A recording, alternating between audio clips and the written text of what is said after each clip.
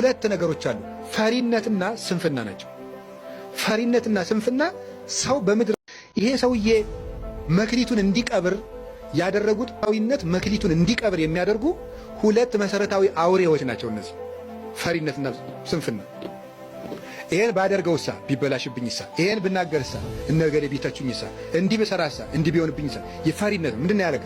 መክሊቴን እነግዳለሁ ሲል የባት ሌቦች ቢወስዱብኝሳ ነበር ያለ። ፈሪ ሰው አያፈራም። አጉል ድፍረት ሳይሆን ምን ይሉኝ እነዚህ ይሉኝ ቢበላሽብኝ ብከስር እንዲብል ብሎ ማሰብ ሁልጊዜ እየፈራ ነው ሰው ችግሩን ይዞ የሚኖረው።